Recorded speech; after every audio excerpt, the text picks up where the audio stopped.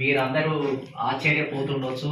అవమానాల సభ అనేది ఏంది? ఇది చాలా కొత్తగా ఉంది, విచిత్రంగా కూడా ఉంది. అవమానాల సభ అంటే మనం పోవాలనా వద్దా, ఇదేంది అని కూడా ఆలోచనలో పడినటువంటి వాళ్ళు ఉన్నారు. కొంతమందికి అర్థమై నిజమే ఇది మనకు రోజు నిరంతరం పొద్దున్న లేస్తే ఉదయం రాత్రి దాకా ఈ సమాజంలో ఒక అగ్రకుల నాయకునితోటో, ఒక అగ్రకుల పార్టీతోటో, ఒక అగ్రకుల మంత్రితోటో, ఒక అగ్రకుల ఉద్యోగస్తునితోటో ఎక్కడక్కడ రోజు అడుగడుగున మనకు అవమానాలే జరుగుతుంటాయి. పక్కన కూర్చోబెడుతుంటారు, దగ్గరికి రానియరు, మీటింగ్లలో పార్టిసిపేట్ చేయరు. ఎమ్మెల్యే టికెట్లు ఇచ్చే దగ్గర అవమానమే, మంత్రి పదవులు ఇచ్చే దగ్గర అవమానమే, ముఖ్యమంత్రులు ఇచ్చే దగ్గర అవమానమే, ఐపీఎస్ ఐఏఎస్లకు రిక్రూట్మెంట్ ఇచ్చే దగ్గర అవమానమే. అడుగడుగున నిరంతరం అన్యాయమే జరుగుతుంటది. నిరంతరం మనమంతా కూడా వాటిని చవి చూస్తూనే ఉంటాము. కానీ అవమానాలుగా గుర్తించడం లేదు. మనం వాటిని ఏమనుకుంటున్నాం అని అంటే వాటిని అవమానాలుగా గుర్తిస్తలేము. వీళ్ళు దగ్గరికి రానివ్వటం లేదు, పెద్ద పెద్ద పదవులు ఇవ్వటం లేదు, కాబట్టి ఇది అవమానమే అని. కాబట్టి ఇవన్నీ వందల కొద్దీ అసలు రోజు అవమానాలే జరుగుతూ ఉన్నాయి.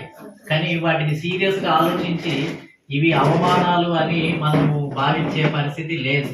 కాబట్టి జనరలైజ్ అయిపోయాయి, ఇదంతా మామూలే కదా అసలు అనేది సర్దుకుపోయే మనస్తత్వం బీసీ సమాజానికి, ముస్లిం సమాజానికి ఎక్కువగా ఉంది.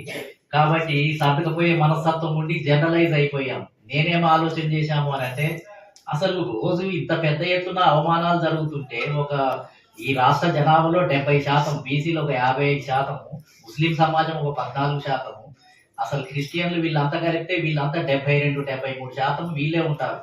వీళ్ళకి అసలు పరిపాలనలో భాగస్వామ్యం లేదు. ప్రతి అగ్రకుల పార్టీ టికెట్లు ఇచ్చేటప్పుడు ఈ 70% ఉన్నటువంటి ప్రజానికాన్ని సునాయసంగా గడ్డిపోసలాగా అసలు వీళ్ళు లేనట్టుగానే వాళ్ళ ఉనికినే గుర్తించకుండా అసలు సింపుల్ గా కొన్ని వర్గాలకే, అధికారం పొందిన వర్గాలకే ఎమ్మెల్యే టికెట్లు, ఎంపీ టికెట్లు, మంత్రి పదవులు, ముఖ్యమంత్రులు ఆ వర్గాలకే ఇస్తూ యథావిధిగా పోతున్నారు. అసలు మనం ఈ సమాజంలో జీవిస్తున్నామా, ఉన్నామా, అసలు వాళ్ళ కళ్ళకు కనపడుతున్నామా అంటే అసలు ఏమీ లేదు. అసలు ఏమి మనల్ని అసలు పరిగణలోకే తీసుకోవటం లేదు, గుర్తింపులోకే తీసుకోవటం లేదు. అంటే మనల్ని లెక్క చేయటం లేదు. ఒక మంద వీళ్ళంతా ఉంటారు, జీవిస్తారు, కాయకష్టం చేసుకుంటారు, ఏదో తిండి దొరుకుతుంది, వాళ్ళు తిరుగుతారు అనే ఆ విధమైనటువంటి ఆలోచనలోకి వెళ్ళిపోయారు. ఒక ప్రాణం ఉన్నటువంటి జంతువులాగా తిరుగుతూ ఉన్నాము. కానీ మనకు ఆత్మగౌరవంతో ప్రతి రంగంలో, ప్రతి అసెంబ్లీలో, సెక్రటేరియట్ లో, అదేవిధంగా పార్లమెంటులో, లోక్సభ, రాజ్యసభ, మంత్రివర్గము, ఆఫీసర్స్, వీటిలలో అసలు ప్రాతినిధ్యమే లేదు. కాబట్టి దీన్ని చాలా సింపుల్ గా తీసుకుంటున్నాం మనం. ఇది చాలా సీరియస్ అసలు. ఎందుకంటే 70-75% ఉన్నటువంటి సమాజము కేవలం ప్రేక్షకులుగా ఉండి, కేవలం ఏంటంటే అధికార ఫలాలు, అభివృద్ధి ఫలాలు, ఈ ప్రభుత్వ ఫలాలు ఇవి మనకు అందకుండా జీవిస్తుంటే మనం చాలా నిమ్మకు నీరెత్తినట్టుగా ఉండటము అనేది కరెక్ట్ కాదు. ఈ అవమానాలు జరుగుతున్న వాటిని గుర్తింపజేయాలి. గుర్తింపజేసి ఈ అవమానాల నుంచి బయటికి వచ్చే విధంగా సమాజాన్ని తర్ఫీదియాల్సినటువంటి అవసరం ఉంది. మనం ఏంటంటే దిగమింగుకొని చూడనట్టుగా సర్దుకుపోయే మనస్తత్వం ఏదైతే ఉందో దాని నుంచి మనం బయటపడాల్సినటువంటి అవసరం ఉంది. దాన్ని గుర్తింపజేయాలి. ఎందుకంటే అవమానాలు జరుగుతున్నాయని గుర్తించినప్పుడే రివోల్ట్ వస్తుంది, దానికి తిరుగుబాటు వస్తుంది, వ్యతిరేకత వస్తుంది. అవమానాలు జరుగుతలేవు, అంత మంచిగానే ఉంది అనుకున్నప్పుడు సర్దకపోయి యథావిధిగా వాళ్ళతో కలిసే తిరుగుతారు, కలిసే ఉంటారు. వాళ్ళు మాత్రం గెలుస్తుంటారు, వాళ్ళు ముఖ్యమంత్రులు అవుతుంటారు, వాళ్ళు ప్రధానమంత్రులు అవుతుంటారు. కాబట్టి ఇంకా మనం యథావిధిగా సర్దకపోయే మనస్తత్వం మనకుంది. కాబట్టి దీన్ని గుర్తింపజేయాలనేది, అవమానాలు ఉదయం లేస్తే అడుగున పడుకునేంత వరకు రోజు అవమానాలే ఉంటాయి. ఇక ఎన్నికల సమయంలో పెద్ద ఎత్తున అవమానాలు కొనసాగుతాయి. ప్రతి పార్టీ పదవులు ఇచ్చే దగ్గర అవమానాలు కొనసాగుతాయి. కాబట్టి నేను అనేది ఏంటిది అంటే, ఒకప్పుడు అవమానాలు ఎక్కడ ఉండేది? సమాజంలో ఉండేది. మంచినీళ్ళ బావి దగ్గరికి రానియకపోయేది, గుడులలోకి రానియకపోయేది, బడులలోకి రానియకపోయేది, వీధిలో నడవనీయకపోయేది, ఊరేగింపులు వాళ్ళ అగ్రకులాల ఇంటి ముందల పెళ్లి ఊరేగింపులు తీయనీయకపోయేది, మంచి బట్టలు కట్టుకోనియకపోయేది. ఇవన్నీ సమాజంలో అవమానాలు ఉండేది. ఇంకా అనేక రకాలైనటువంటి అంటరానితనము, ఊరుకు దూరంగా ఉండటం, ఆ గ్రామంలో ఒక వీధి చాకలి వీధి ఒక దగ్గర, గమలోల వీధి ఒక దగ్గర, మాలల వీధి ఒక దగ్గర, మాదిగల వీధి ఒక దగ్గర, ఇవన్నీ అవమానాల కిందనే ఎక్కడ మొత్తం విడిపోయినట్టుగానే సపరేట్ వ్యవస్థలే ప్రారంభమైనాయి. కాబట్టి ఇటువంటి సమాజంలో జరిగినటువంటి అవమానాల నుంచి బయటకు వచ్చేసి బ్రిటిష్ వాళ్ళు వచ్చిన తర్వాత, మనకు కొత్త రాజ్యాంగం వచ్చిన తర్వాత, చట్టం ముందు సమానమే అనేది వచ్చిన తర్వాత ఈ సమాజంలో జరిగే అవమానాలు తగ్గిపోయినాయి, క్రమక్రమంగా తగ్గిపోయినాయి. ఇప్పుడు మనం అందరం కలిసి హోటల్కి పోతున్నాము, కులాలతో సంబంధం లేకుండా హోటల్లో కూర్చొని టీ తాగుతున్నాము, భోజనం చేస్తున్నాము. ఇప్పుడు అగ్ర కులాల వాళ్ళు కూడా పెళ్లిళ్ళకు పిలుస్తున్నారు, వాళ్ళ పిల్లల పెళ్లిళ్ళు అయితే మనం పోతున్నాము. అంటే ఇది సమాజంలో ఉన్న అవమానాలు చాలా వరకు తగ్గిపోతున్నాయి. కానీ అవమానాలు ఎందులోకి ఎంటర్ అయిపోయినాయి అని అంటే సమాజంలో ఏమో అవమానాలు తగ్గిపోయి నార్మల్కి వచ్చేసినాయి. కానీ రాజకీయ పార్టీలలో అవమానాలు స్టార్ట్ అయిపోయినాయి. ప్రభుత్వ యంత్రాంగంలో ఉన్నటువంటి ఉద్యోగస్తులలో అవమానాలు స్టార్ట్ అయినాయి. అంటే ప్రతి రాజకీయ పార్టీలో కూడా అవమానం చేయటం, బీసీ సమాజానికి టికెట్లు ఇవ్వకపోవటం, ఎస్సీ సమాజాన్ని ముఖ్యమంత్రి చేయకపోవటం, అదేవిధంగా బీసీలకు ఉద్యోగాలలో ప్రాధాన్యతనివ్వకపోవటం. ప్రతి రాజకీయ పార్టీ కూడా ఓపెన్ గా ఎన్నికల సమయం రాగానే టికెట్లన్నీ ఒక వర్గానికి గుండగుత్తగా ఇచ్చేసుకుంటారు వాళ్ళు. ఆ రాజకీయ పార్టీలలో మన మేనిఫెస్టో ఏముంటుంది, మొత్తం ఉంటుంది. అందులో మేనిఫెస్టోలో డెమోక్రటిక్ ప్రిన్సిపల్స్ అన్ని ఉంటాయి. సమానత్వం అని ఉంటుంది, ఈక్వాలిటీ అని ఉంటుంది, అదే విధంగా రిప్రజెంటేషన్ అన్ని వర్గాలకి ఇవ్వాలని ఉంటుంది, బడుగు బలహీన వర్గాలను రాస్తారు, సోషలిజం అని రాస్తారు, సోషలిస్ట్ వ్యవస్థను సాధిస్తామని రాస్తారు, భూ సంస్కరణలని రాస్తారు. అన్ని పదాలు కాంగ్రెస్ పార్టీ మేనిఫెస్టో చూస్తే రాజ్యాంగానికంటే కూడా చాలా పవర్ఫుల్ ఉంటది. కమ్యూనిస్ట్ వాళ్ళ మేనిఫెస్టో చూస్తే ఇక భూములు, భుక్తి, అసలు ఆస్తులే పంపకం అన్నట్టుగా ఉంటాయి, పేదలు ధనికులు అని.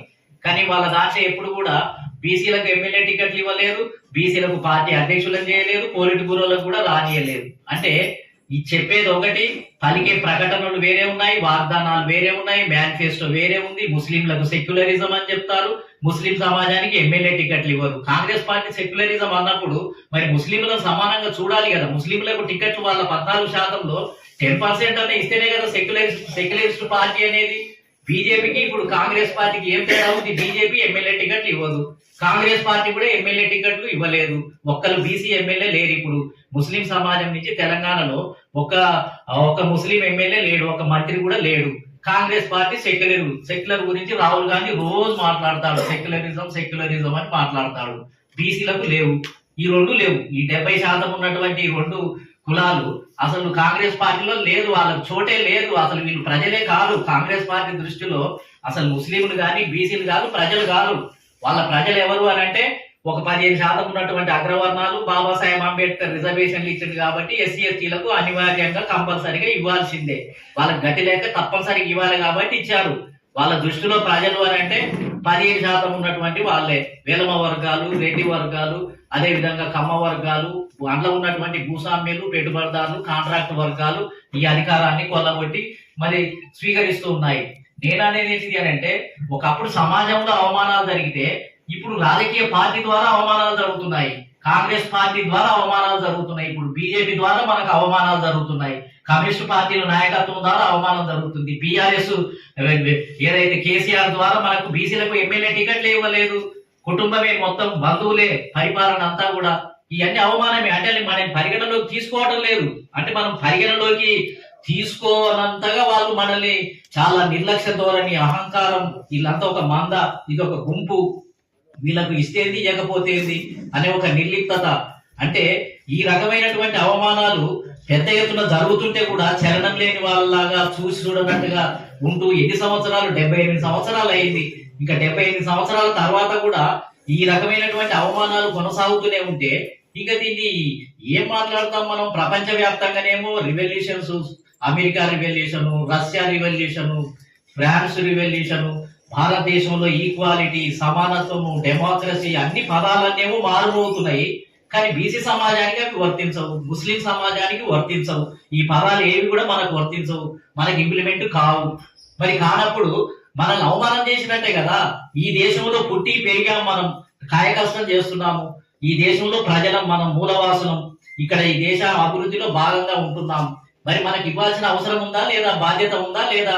మన ప్రజాన్ని మొత్తం దూరంగా పెట్టేసి ఆ 15% ఆ కాంట్రాక్టర్లు, ఆ భూస్వాములు, ఆ పెట్టుబడిదారులే టికెట్లను పంచుకొని పరిపాలిస్తుంటే అంటే ఇక మనం ప్రేక్షకులుగా ఉండటానికే పుట్టామా? ఓట్లేయడానికే పుట్టామా? జెండాలు మోయడానికే పుట్టామా? కాంగ్రెస్ పార్టీని గెలిపించడానికే పుట్టామా? కేసీఆర్ ని గెలిపించడానికే పుట్టామా?